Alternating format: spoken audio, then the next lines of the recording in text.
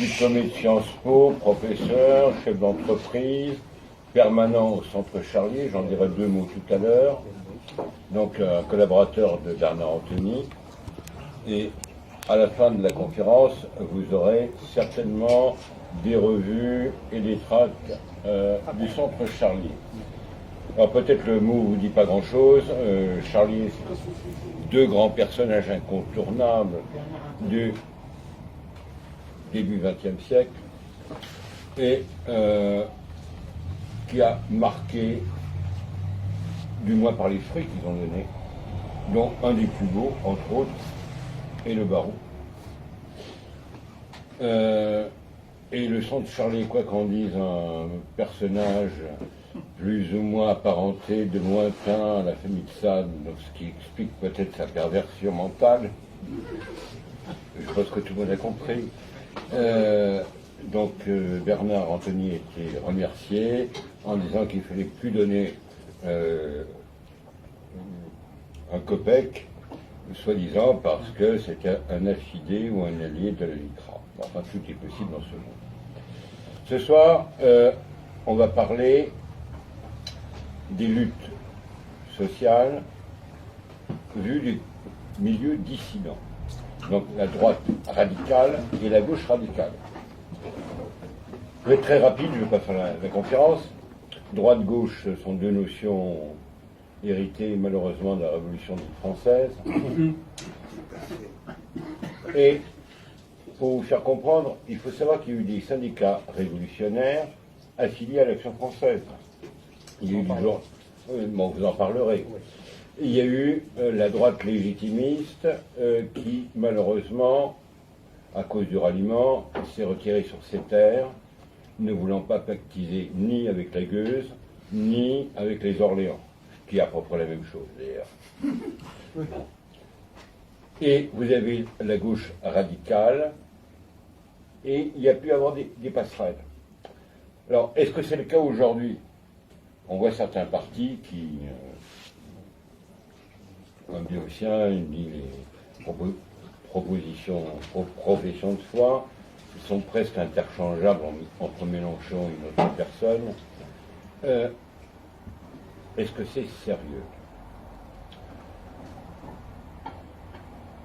Il faut voir que peut-être le monde politique français moderne a été bousculé, c'est mon opinion, par la révolution de 68, qui sans doute a été la première révolution de couleur. De Gaulle, quoi qu'on en pense, était un maillon gênant pour la politique américaine et la construction de l'Europe apatride. Et on voit ce qu'il en est résulté. Et retenez, que ce soit Cohn-Bendit, on sait quel milieu il appartenait, ou Barroso, qui est un des chantres de l'Europe. À l'époque, il était maoïste. Et il était maoïste, dira-t-il plus tard, parce que anticommuniste, ou libertaire. Et on voit très bien que ce soit Juppé ou ces gens-là, ils sont sortis du même moule de lobby, de think tank américain. Pécresse y appartient, Kosciuszko, Dick Morrisey y appartient aussi, Barouin, enfin. Donc il ne faut pas se... Bon, je crois que j'ai assez parlé. À vous. Écoutez, merci frère Thierry, merci de m'accueillir une nouvelle fois entre ces murs, et puis bonsoir à tous. L'idée en fait de parler de cette question justement, des passerelles, d'une éventuelle convergence des luttes, pour reprendre le slogan, vous savez, du mouvement Nuit debout, est venue justement d'une petite anecdote qui a eu lieu au mois de juin et qui m'a fait beaucoup rire. J'étais d'ailleurs pas le seul. Ce qui s'est passé début juin, c'est qu'un groupe parisien de veilleurs debout, donc vous voyez qui sont les veilleurs debout, qui sont nés dans le sillage du mouvement de la Manif pour tous, l'opposition à la loi Taubira, et un groupe de ces veilleurs, qui était mené par 2 cofondateurs des veilleurs, à savoir Axel Rockvam et Gauthier Besse, de son vrai nom Besse de Berck, a décidé d'aller tenir une veillée de débat à quelques dizaines de mètres du centre de la place de la République, où avait lieu cette espèce de happening, comme on dit en art contemporain, qui a duré plusieurs mois, à savoir Nuit debout. Alors, là, étonnamment, l'argument qui était avancé par les veilleurs debout qui voulaient se joindre à Nuit debout était une espèce de convergence des luttes sur les questions sociales. Est-il possible de converger sur les questions de chômage, sur les questions d'analyse du travail, de philosophie du travail, sur les questions de mondialisation, avec les gens de Nuit debout, c'est-à-dire globalement avec une certaine frange de l'extrême gauche, anarcho-libertaire, altermondialiste et autres. Donc les veilleurs ont essayé d'avoir quelques figures de proue du mouvement Nuit debout, en particulier Frédéric Lordon, l'économiste, qui se sont fait envoyer promener. Alors tout ce qu'ils ont eu, c'est Joseph Touvenel, qui est le vice-président de la CFTC, qui est venu faire une causerie sur le travail. Ce qui s'est passé, c'est qu'une fois installé, ce 8 juin 2016, eh bien une bande d'antifa et de punk à chiens est venue les dégager manu militari, parce qu'il n'y avait pas de convergence possible entre Nuit debout et les veilleurs debout. Donc voilà, pleurs et grincements de dents, quelques cocards. D'ailleurs Touvenel est passé le lendemain, je crois, sur iTélé ou BFM, avec un joli Uber noir. Et il y a eu quelques articles, quelques réactions en disant c'est scandaleux, etc., etc. Donc voilà, cette anecdote, elle est assez révélatrice en fait de tendances, de propensions dans certains de nos milieux, qu'ils soient de droite, on va dire de droite de conviction, ou qu'ils soient catholiques, d'essayer de nier le clivage droite-gauche, mais pour dresser des passerelles, des ponts, avec certains mouvements de gauche radicale. Donc mon idée à partir de là, ça va être en fait de se demander si cette convergence souhaitée, désirée, voulue, fantasmée, est possible, envisageable, imaginable et souhaitable. Et pour réussir à essayer de dresser un tableau complet, il va falloir se demander si le clivage droite-gauche a encore une pertinence, et si oui, pourquoi, si non, pourquoi ce clivage s'est-il brouillé. Et cela répond en fait à, on va dire, une double thématique, un double contexte. Il y a un contexte justement politique français immédiat, voilà, et une thématique plus globale qui est celle justement du brouillage droite-gauche. Au niveau du contexte immédiat, en fait, il y a, on va dire, 4 éléments qui mettent justement en jeu ces éventuelles passerelles droite radicale, gauche radicale. Il y a eu, il y a déjà maintenant plus de 2 ans, cet épisode très intéressant, alors j'aurai peut-être le temps, l'occasion de l'évoquer, c'est cette révolte anti-fiscale des bonnets rouges en Bretagne. Épisode extrêmement intéressant, puisqu'il s'est agi en fait contre l'éco-taxe, les éco-portiques à l'époque, d'un mouvement qu'on pourrait qualifier de relativement spontané, qui réussissait à fédérer des gens de diverses provenances, qui couvraient une bonne partie du spectre politique.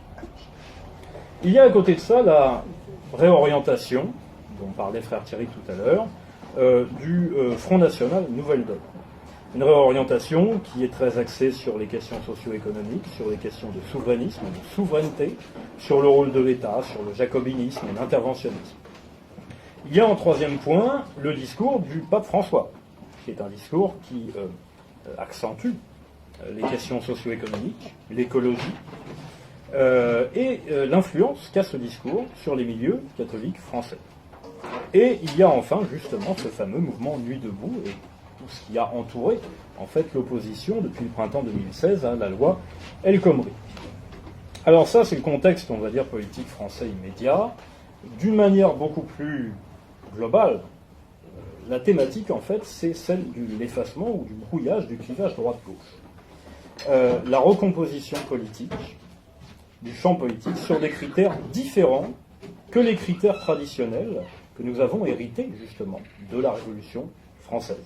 Ces oppositions qui ont été en leur temps largement définies par l'école des politologues français classiques, René Raymond, ses continuateurs comme Jean-François Sirinelli et autres.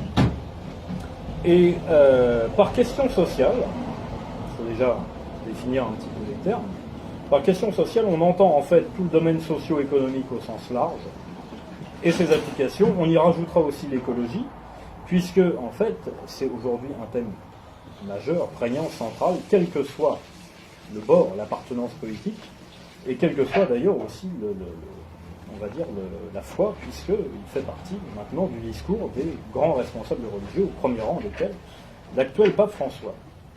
Par dissidence, quand on parle de dissidence droite et gauche, on essaye d'entendre, de regrouper les mouvements qui sont hors système, hors parti de gouvernement.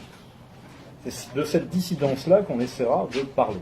Alors bien entendu, quand on dit dissidence, les appellations sont très trompeuses en fait, parce qu'on dit extrême, extrême droite, extrême gauche, ultra droite, droite de la droite radicale et ainsi de suite. Le terme de dissidence en fait nous a paru peut-être le plus approprié pour essayer de désigner ces mouvements qui sont en marge des grands partis de gouvernement. Voilà. Enfin, par convergence des luttes, en reprenant un peu par clin d'œil la formulation de Nuit debout, il faut comprendre une convergence sur le plan intellectuel et doctrinal, sur le plan de l'action politique et militante, et enfin sur le plan spontané des initiatives du pays réel au quotidien, de vous et moi. Donc, ce que j'évoquais au début, c'est-à-dire bonnet rouge. Donc, on va essayer de voir justement si, sur ces questions-là, le clivage droite-gauche garde une pertinence, garde un sens, garde une signification, ou si, au contraire, il s'effrite. Si la convergence des luttes, qui est souhaitée par certains, et on va d'ailleurs le voir, surtout dans certains milieux de droite, n'est pas une sorte de chimère, de mirage, d'illusion, de chose qui va tomber le bec dans l'eau, de jeu de dupes. Et enfin, si une dissidence de droite de conviction a déjà les moyens intellectuels, le bagage historique, pour proposer ses propres solutions quant aux problèmes socio-économiques. Alors forcément, on va commencer justement par un tableau historique des exemples et des traditions des droites de conviction, des droites dissidentes, sur les questions socio-économiques. Alors très généralement, la plupart des gens ignorent complètement que depuis le XIXe siècle, les droites, en général, et les droites les plus dissidentes, les plus convaincues, étaient en pointe sur justement les nouvelles questions sociales qui sont apparues au fur et à mesure de l'industrialisation, de l'apparition de nouvelles classes comme la classe ouvrière et le prolétariat. Eh bien, c'est une bonne partie des droites qui a été pionnière sur ces questions-là, et ce sont des exemples qui ont été très largement et injustement oubliés. Donc on va essayer un petit peu de revenir dessus. Si on veut dresser un tableau des droites depuis la Révolution française jusqu'à nos jours, on va s'apercevoir d'une chose. On regroupe toutes les familles des droites, on essaye d'observer leurs doctrines, leurs idées socio-économiques. On s'aperçoit quoi? Il n'y a pas de doctrine socio-économique unifiée pour la droite en France. Il n'y a pas de doctrine unifiée. C'est l'hétérogénéité qui prime.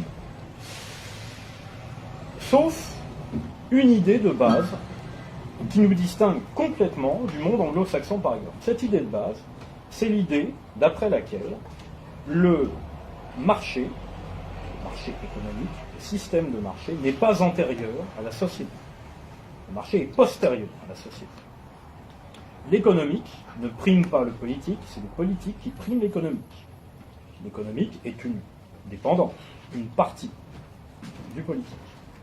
Ça nous met en porte-à-faux complet par rapport aux doctrines ou aux traditions anglo-saxonnes, libérales, qui sont principalement héritées des penseurs et des philosophes anglais du XVIIe et XVIIIe siècle, l'école écossaise en particulier, et puis des grands noms comme John Locke et Adam Smith à la fin du XVIIIe siècle. La tradition libérale en France, elle est très faible. Politiquement, vous savez, elle est représentée par Tocqueville, mais au niveau économique, elle est encore plus faible. Il y a uniquement quelques noms qui surnagent, comme Frédéric Bastiat, Jean-Baptiste Say, qui ont laissé un petit peu leur trace au XIXe siècle dans la théorie économique libérale. En revanche, à part ce prérequis, il n'y a pas d'unité des droites au point de vue socio-économique. La tradition libérale n'a pas pris dans le terreau français. En revanche, on a peut-être gardé un petit peu notre côté gaulois, c'est-à-dire une difficulté de marcher en rang. Alors, je vous citerai, à l'appui de cette constatation d'hétérogénéité, une citation de Raymond Aron, dans un de ses ouvrages paru en 1957, qui s'appelle « Espoir et peur du siècle ». Citation qui est très intéressante. je cite, « Fasciste et catholique, théoricien de mécanismes de marché et chef d'entreprise soucieux d'intégrer les travailleurs à l'entreprise, disciple de Saint-Simon qui rêve de grands travaux et nostalgique de la sagesse paysanne, ne sont pas animés par les mêmes souvenirs ou les mêmes rêves. Ni le même passé, pour les exemples, ni le même futur, pour la projection, le projet. Donc, hétérogénéité des droites françaises sur les questions socio-économiques. » Alors, c'est pas parce qu'il y a hétérogénéité, disparité, variété, qu'il y a absence de conception socio-économique, bien au contraire. Et c'est ce que je vais essayer un petit peu de montrer. Montrer que les questions sociales ont toujours été présentes dans le discours des droites, et a fortiori des droites radicales, en France, depuis la Révolution française. Alors, pourquoi justement ces droites-là, qui émergent à la faveur, plutôt on va dire de la Restauration, vont-elles se trouver intéressées, liées, par le sort, l'émergence de ces nouvelles catégories socio-économiques que sont le prolétariat, la classe ouvrière, les classes pauvres, qui émergent avec l'industrialisation du pays. Alors il y a différentes interprétations. Il y a déjà bien entendu l'inspiration chrétienne, qui fait que, par esprit de charité, on va considérer les plus pauvres, les plus nécessités, on va se pencher vers les urgences socio-économiques et on va vouloir aussi évangéliser ou réévangéliser. Donc inspiration chrétienne d'un côté. Vous avez aussi de l'autre côté, eh bien, une espèce de syndrome ce qu'on pourrait appeler des perdants de l'histoire. Toute la droite qui s'est fait flouer, pour ne pas dire pire, par la Révolution française et ses conséquences, l'Empire, les orléanistes, la monarchie orléaniste, cette droite-là, qui a l'impression d'être flouée, bananée, par les également, eh bien, elle va se retrouver aussi avec ces nouvelles catégories qui vont être les grandes perdantes de l'industrialisation. En face d'eux, il y aura toute une partie, de gauche ou de droite, qui a profité de la Révolution française, qui va profiter du système républicain, de l'industrialisation. La différence, elle va se faire là. C'est un peu le syndrome du paria, celle qui va justement faire qu'il y a des passerelles entre les classes pauvres et justement les droites dissidentes. Dès les années, on peut dater ça des années 1830, 1840 à peu près. Dès ces années-là, en fait, il y a des courants de droite qu'on pourrait appeler populistes, alors ce que René Raymond aurait appelé des courants bonapartistes plébéiens, c'est-à-dire qui reposent à la fois sur le culte du chef, l'appel au chef providentiel et en même temps le soutien populaire, le plébiscite, que réutilisera immédiatement Napoléon III juste après sa prise de pouvoir. Et certaines caractéristiques de ces mouvements les opposent justement directement au milieu dirigeant, qui sont des orléanistes libéraux, qui sont des bénéficiaires de la Révolution française, qui sont en gros la bourgeoisie, qu'elle soit monarchiste, modérée ou qu'elle soit déjà républicaine. Donc d'extrême gauche à l'époque, mais ces républicains qui étaient d'extrême gauche à l'époque vont devenir en fait la gauche puis le centre, au fur et à mesure de l'avancée Deuxième République et après Troisième République. Donc on a déjà des convergences qui sont possibles et qui vont se faire. Parce que ces droites, qui sont globalement toutes inspirées par le modèle chrétien, sont soucieuses d'élaborer une politique sociale d'inspiration chrétienne, d'inspiration catholique globalement, et ils vont être les pionniers d'une élaboration d'idées de progrès social, d'amélioration sociale. Alors dans les grands noms qu'il faut absolument retenir, vous avez le sociologue avant l'heure, puisque le terme n'existe pas encore, économiste Frédéric Leplay.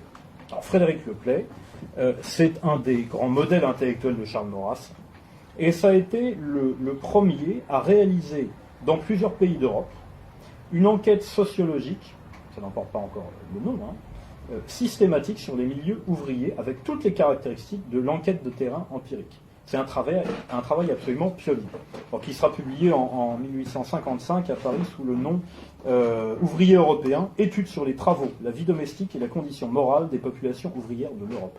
C'est un travail qui sert encore de modèle dans l'histoire de la sociologie et de la science économique actuelle. C'est absolument brillant. Leplay, légitimiste. Voilà, premier nom. Les années 1840 aussi, vous avez un grand nom, hélas bien oublié, c'est Alban de Villeneuve-Bargemont. Alors Alban de Villeneuve-Bargemont va être député légitimiste sous Louis-Philippe, et va être un écrivain, un publiciste très orienté, très axé sur l'économie. C'est lui qui va faire voter la première loi réglementant le travail des enfants en 1841. Légitimiste. Pas du tout la gauche, l'extrême gauche, les républicains, rien du tout. Il va ensuite écrire 3 volumes, lui aussi écrit beaucoup justement sur la condition ouvrière. 3 volumes donc de l'économie politique chrétienne, ou recherche sur la nature et les causes du paupérisme en France et à l'étranger, et sur les moyens de le soulager et de le prévenir. C'est tout un programme extrêmement clair. Je vous rappelle d'ailleurs au passage que Napoléon III, ni Napoléon, avant de devenir empereur, avait écrit justement sur l'extinction du paupérisme. Et c'est une thématique qui sera aussi, on va dire dans la première décennie du Second Empire, extrêmement présente dans le programme de Napoléon III. Et Napoléon III, on n'en parlera pas trop ici ce soir, mais aura une œuvre assez considérable dans l'amélioration du niveau de vie ouvrier en France, ce qui différenciera notablement la France de l'Angleterre, où les conditions de vie resteront, on va dire, jusqu'au premier tiers du XXe siècle, relativement abominables. Alors qu'en France, elles étaient extrêmement dures, mais tout de même un peu meilleures. Et ça, l'œuvre du Second Empire n'y est pas pour rien, loin de là. Alors après Villeneuve-Bargemont, un des grands noms aussi à retenir, c'est un avocat et député qui s'appelle Pierre-Antoine Berryer. Berryer, B-E-2-R-Y-E-R.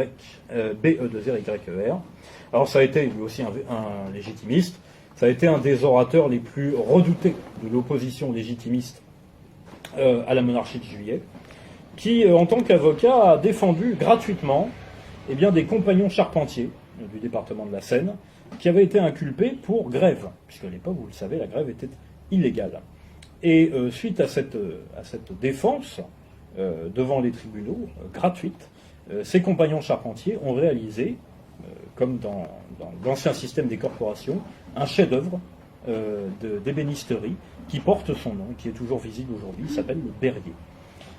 Il a été l'un des premiers aussi à prôner justement la liberté d'association pour les ouvriers, donc c'est-à-dire la future liberté syndicale qui n'arrivera que 40 ans plus tard.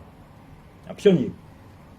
Alors c'est la première génération, Villeneuve-Bargemont, Berryer, de ceux qu'on va appeler les catholiques sociaux.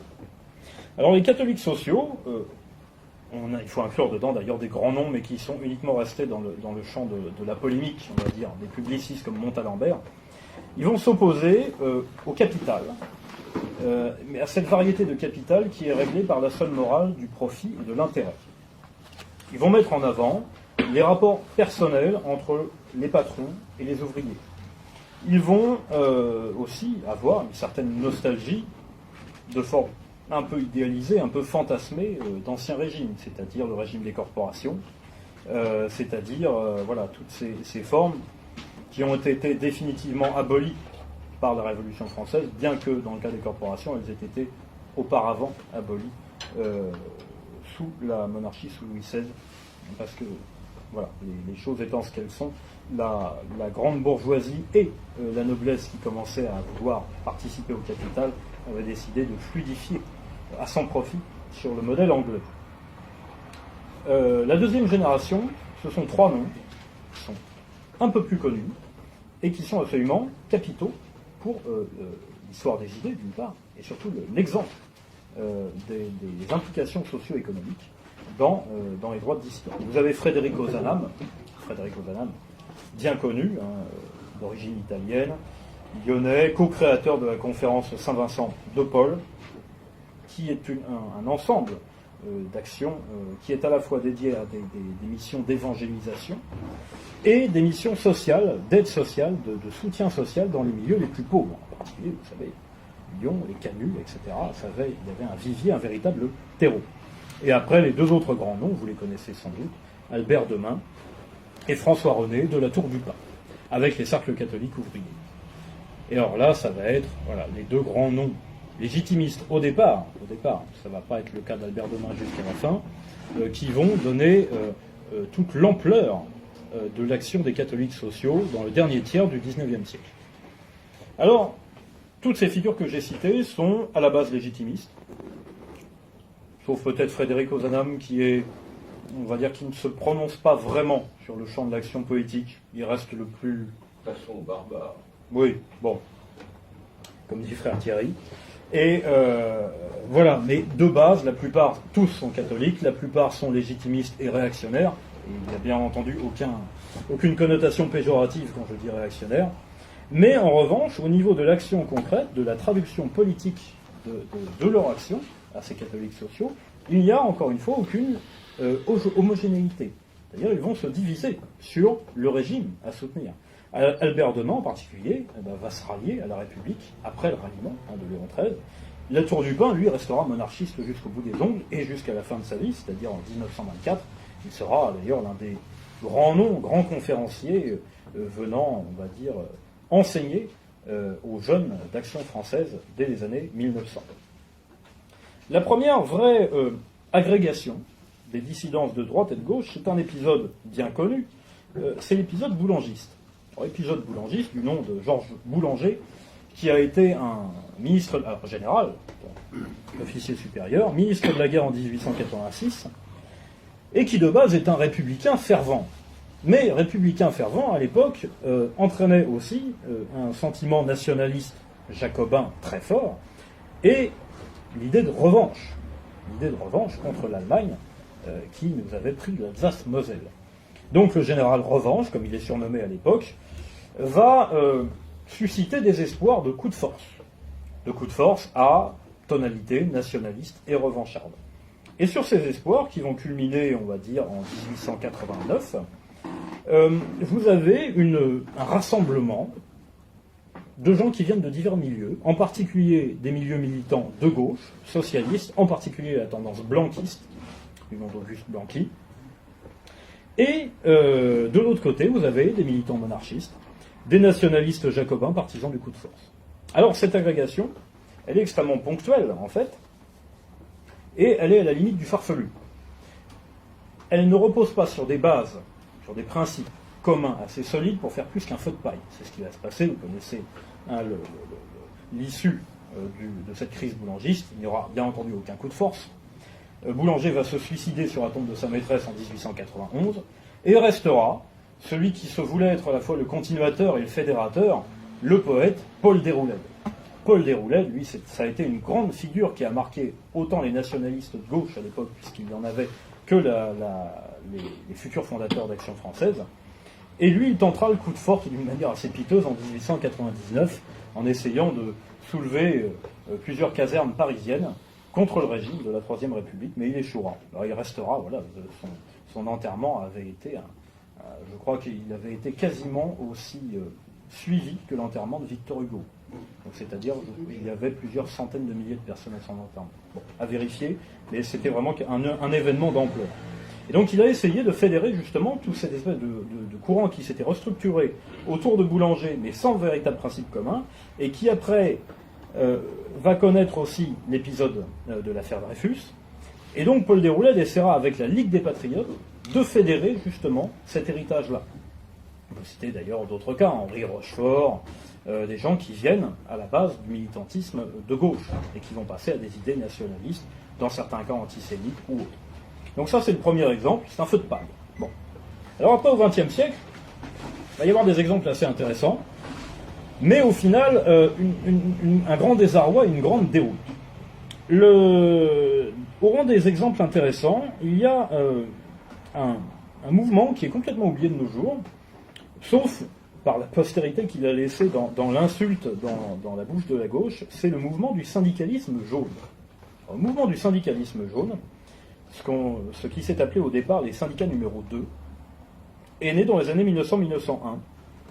Et ces syndicats numéro 2, pourquoi numéro 2 ? Ils se voulaient en fait en opposition, en concurrence des syndicats réformistes ou révolutionnaires qui commençaient à étendre leur hégémonie sur la classe ouvrière qui avait l'autorisation depuis 15 ans de se syndiquer.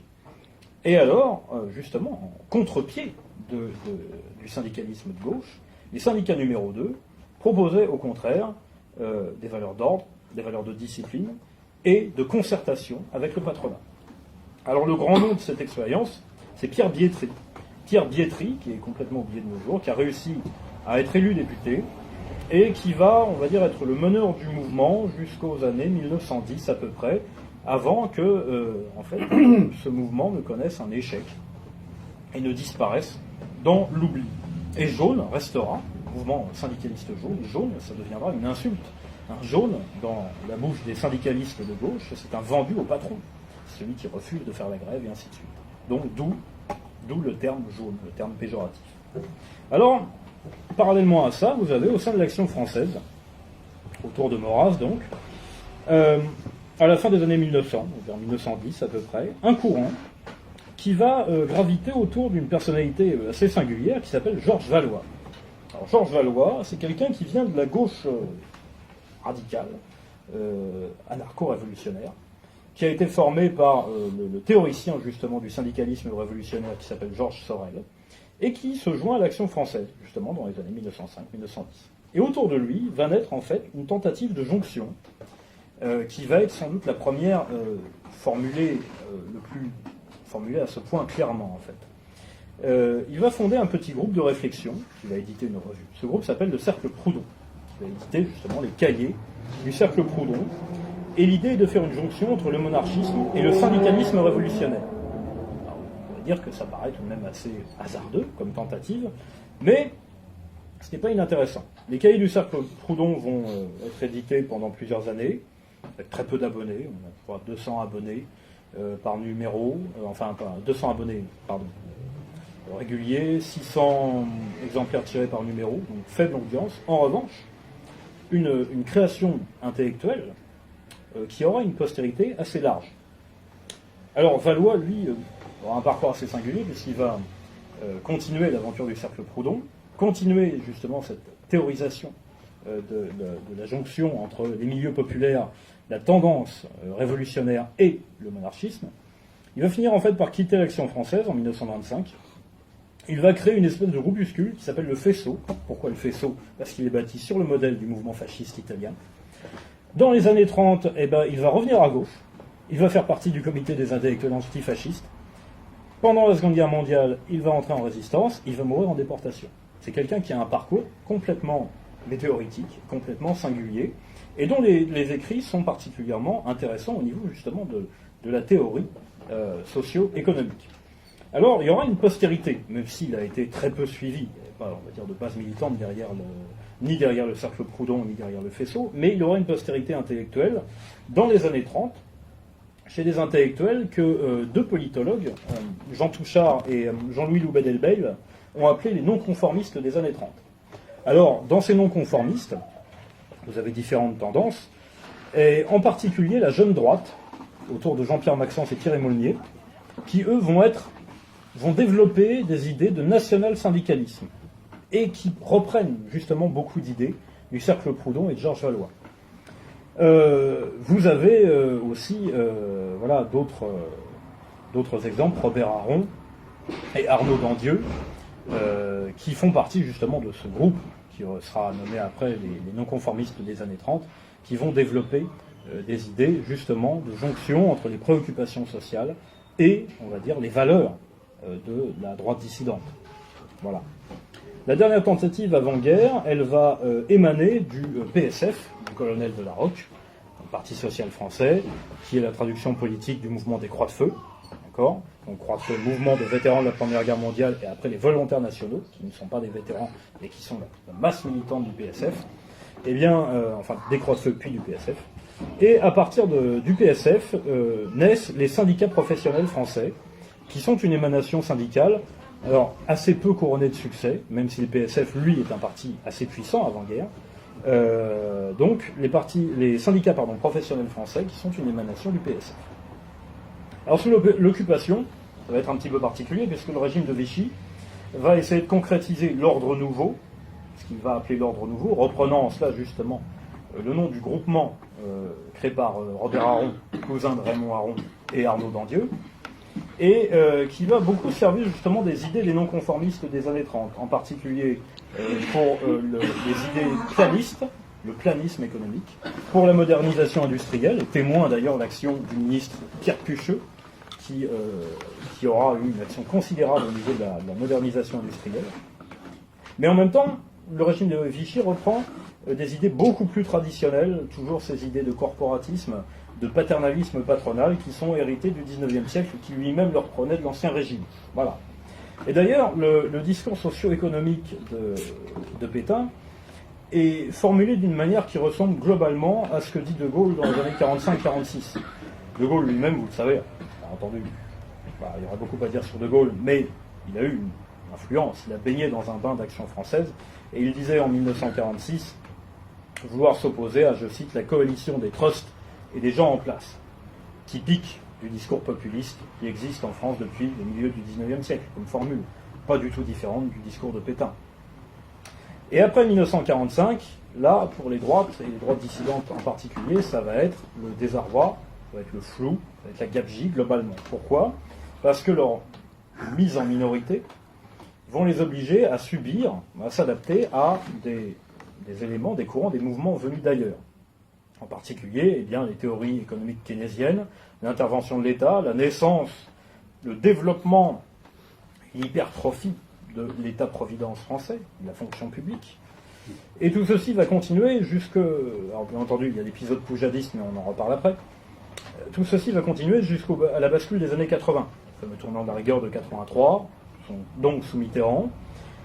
Et à partir de cette bascule, la gauche et la droite vont commencer à se fondre dans une espèce de consensus où elles vont progressivement devenir indiscernables à quelques nuances fiscales et relatives à l'ampleur de la fonction publique près. Mais c'est à partir des années 80 que justement l'expression UMPS, maintenant LRPS, commence à prendre tout son sens. Cette expression, vous le savez, elle est... Alors le FN, lui aussi, a énormément évolué. On est parti d'un FN des années 70-80 qui avait une très forte tradition poujadiste, c'est-à-dire de défense des petits, des artisans, des commerçants, de la petite propriété et de la liberté d'entreprendre, mais au niveau petit, donc ce qui incluait une dimension protectionniste au niveau national, donc ce qu'on ne pouvait absolument pas qualifier de libéral au sens propre du terme, au sens économique propre du terme. Dans les années 80, vous aurez Reagan qui sera mis en valeur par Jean-Marie Le Pen et le Front National, et en 20 ans, entre 1990 et 2010, eh bien, vous avez une bascule complète qui se fait. Pourquoi ? Parce que un Front National nouveau, en fait, idées nouvelles apportées par des hommes nouveaux.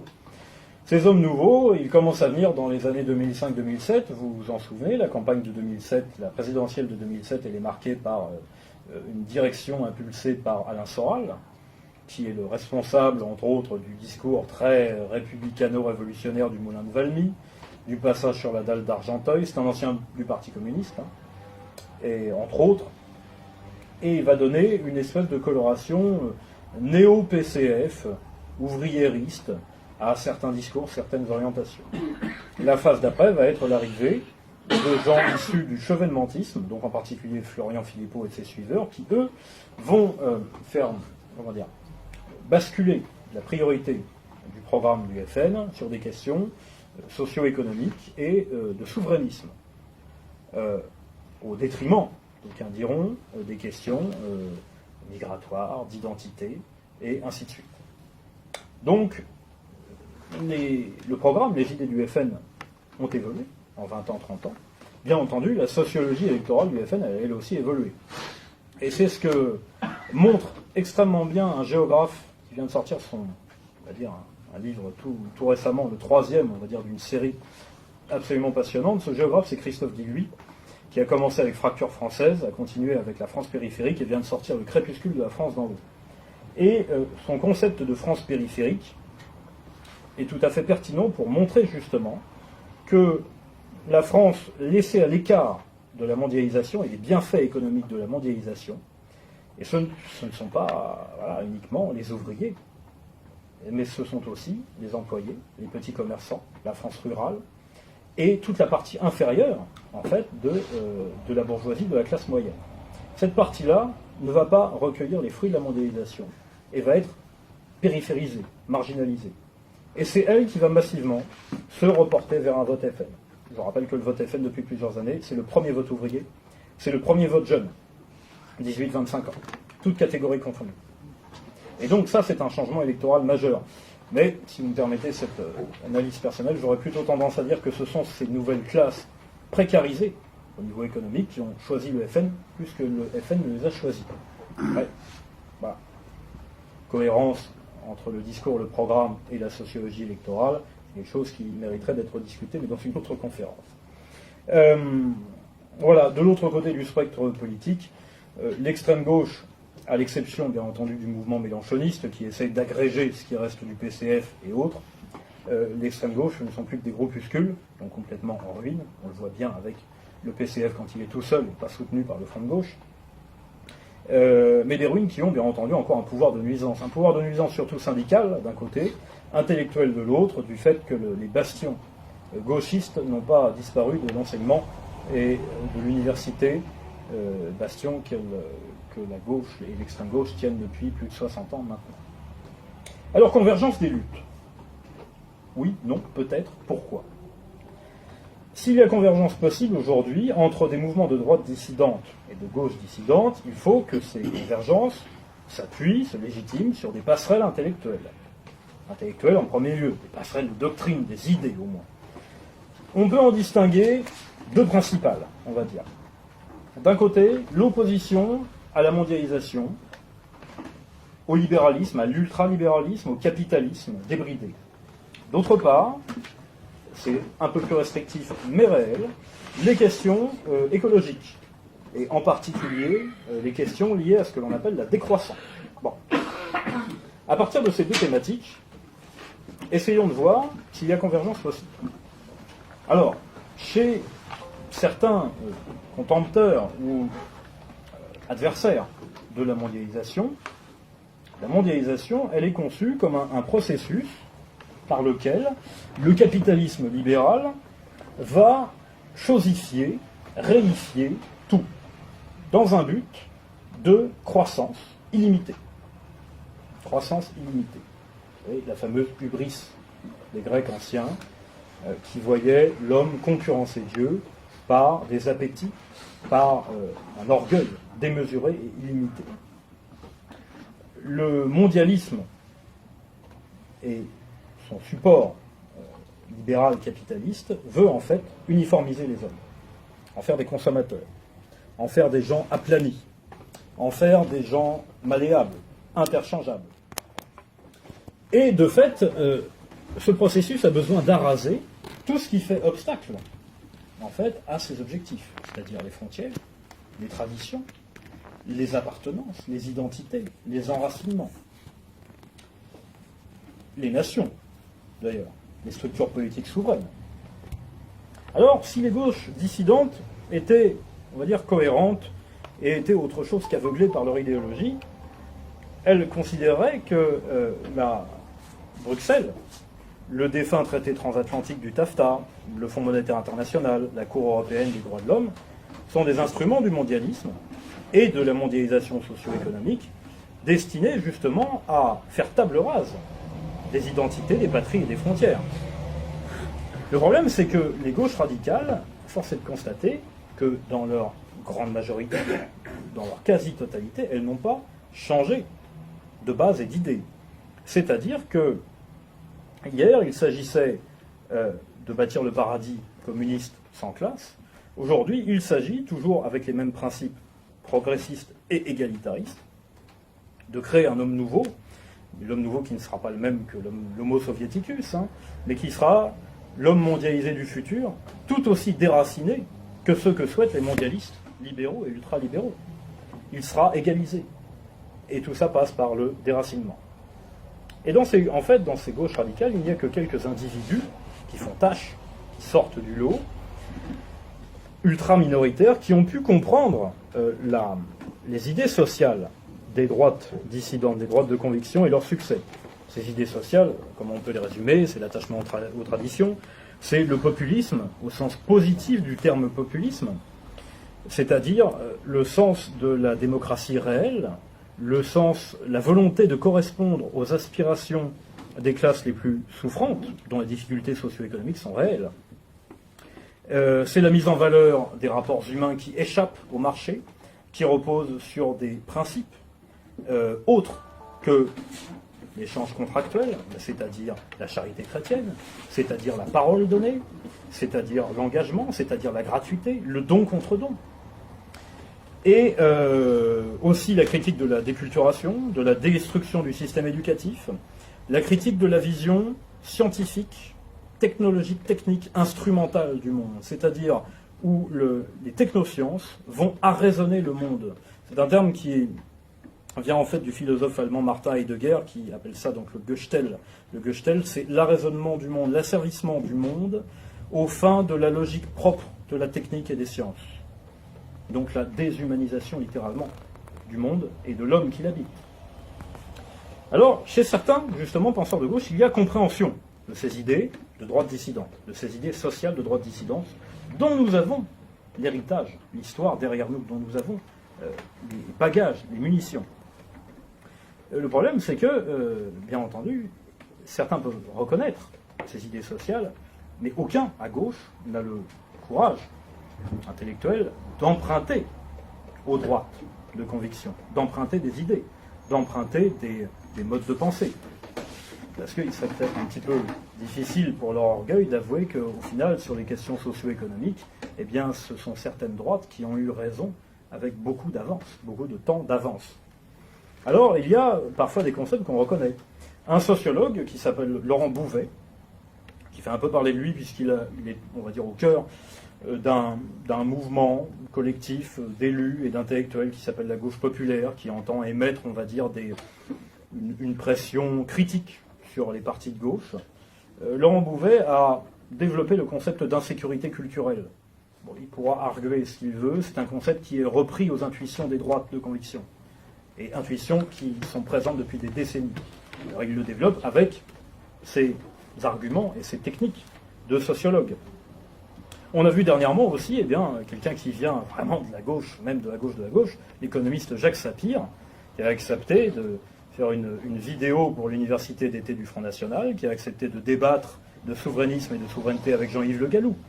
On voit des gens, même comme Michel Onfray, être mis encore plus au banc des intellectuels de gauche, parce qu'il prend des positions qui sont complètement hétérodoxes par rapport à son milieu. Hétérodoxe sur, par exemple, la reconnaissance du génocide vendéen et le soutien à Reynald Sécher, ce qui, globalement, s'il le disait, ne serait-ce que cela, lui vaudrait déjà une condamnation définitive. Hétérodoxe aussi sur les questions de souverainisme, sur toutes ces questions-là. Alors, à part ces rares exemples-là,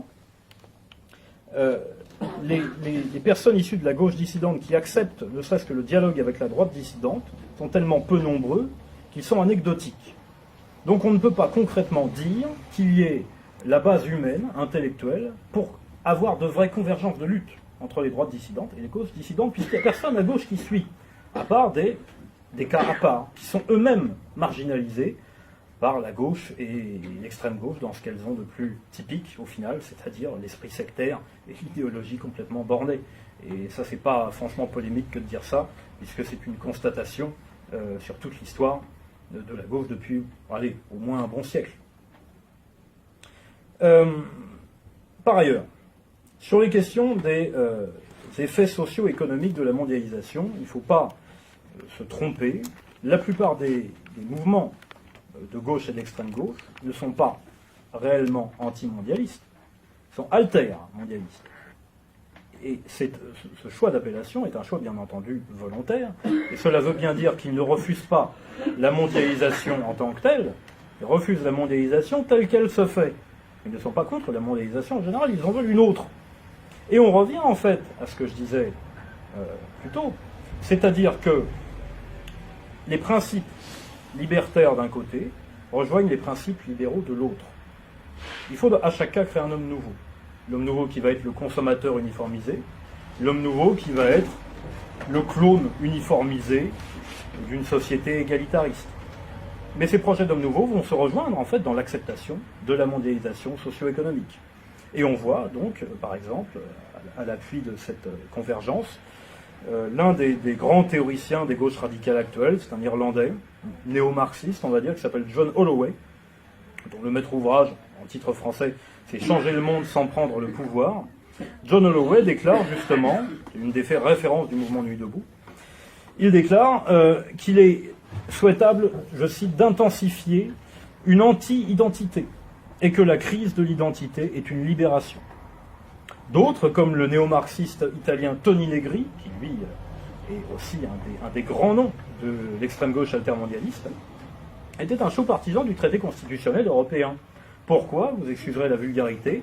Eh bien, pour faire disparaître cette merde d'État-nation. C'était sa justification dans une interview à Libération de 2005. Donc là, il y a convergence, là pour le coup, entre une gauche libertaire et une droite libérale.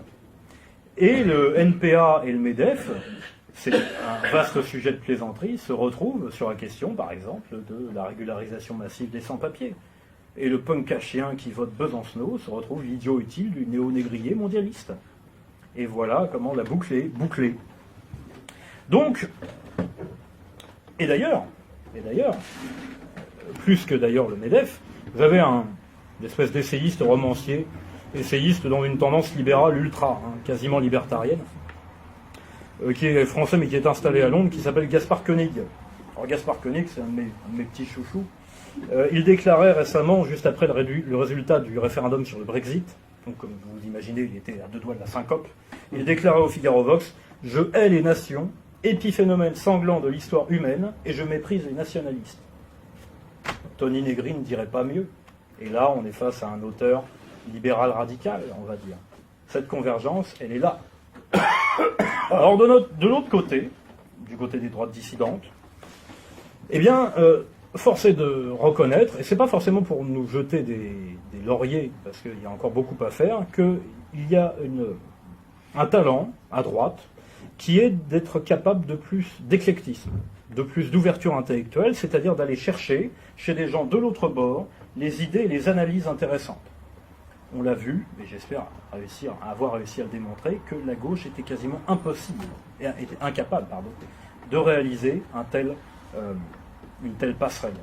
À droite, on est capable. C'est-à-dire qu'on est capable d'aller chercher, justement, des concepts qui peuvent être plus pertinents que ce qu'on a fait ces 30-40 dernières années, qui s'apparentent pas mal à du bricolage doctrinal, parce que l'université et les grands domaines de la recherche ont été complètement hold-upés après la Seconde Guerre mondiale par la gauche et l'extrême gauche, et qu'on a manqué justement de cette assise universitaire, pour pouvoir développer nos propres concepts d'une manière un petit peu plus pratique et aisée. Ça ne veut pas dire qu'on n'est pas eu nos grands intellectuels, mais ça veut dire que le terreau intellectuel était disparate, n'était pas assez stable. Et donc, quand des personnes de gauche dissidentes, je vais même dire dissidentes de la gauche dissidente, élaborent des concepts, des idées, des outils d'interprétation intéressants, eh bien les gens de droite intelligents sont capables d'aller les chercher et de s'en servir pour bâtir de nouvelles réponses, de nouvelles réactions au monde qu'il est, mais que l'on veut changer. Et que l'on veut changer d'une manière qui n'est pas celle de la gauche dissidente. Parce que se servir d'un outil, dans un certain nombre de cas, ce n'est pas adopter les prescriptions, ce que prônent les auteurs de gauche.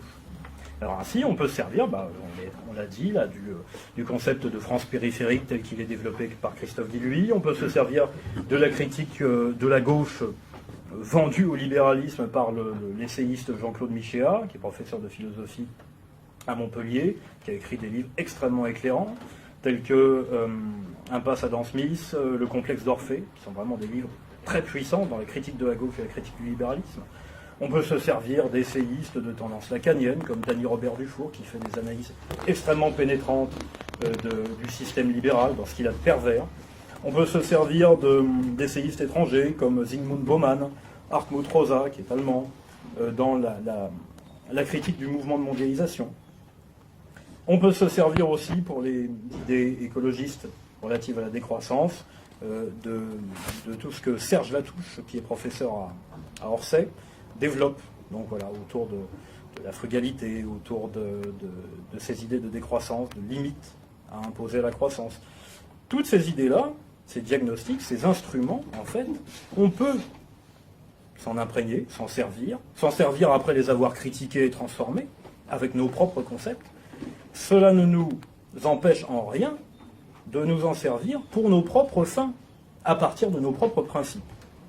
Et ce sera là un petit peu mon mot de conclusion, c'est que la chimère à éviter, et peut-être que certaines de vos questions m'amèneront justement à préciser un petit peu qui peut être mu de nos jours dans les droites dissidentes par ce genre de chimère. La chimère à éviter, c'est de penser que sur un même problème, droite et gauche dissidente visent la même solution. Ce n'est pas vrai. Parce que les bases, les principes, les idées, les valeurs ne sont pas les mêmes. Ça ne veut pas dire que les outils conceptuels ne peuvent pas être échangés, réutilisés, adaptés, mais ça veut dire qu'il y a une divergence fondamentale quant aux principes.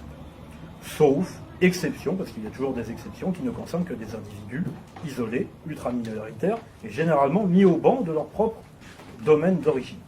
Et donc voilà, ce à quoi je voulais aboutir, c'est qu'on ne peut pratiquer l'ouverture d'esprit et l'éclectisme que lorsque l'on est bien assis sur ses bases. Et inversement, ce n'est que parce que l'on est bien assis sur ses bases et qu'elles sont saines que l'on peut aller justement utiliser son ouverture d'esprit pour aller voir ce qu'élaborent les autres, et qui peuvent parfois avoir des intuitions extrêmement justes sur les problèmes socio-économiques que nous rencontrons aujourd'hui, que ce soit mondialisation, écologie, chômage, mutation socio-économique de la société française et européenne, et ainsi de suite. Donc voilà, c'est un appel surtout à l'ouverture intellectuelle et à la fermeté sur ses bases et ses principes que je voulais aboutir et je vous remercie.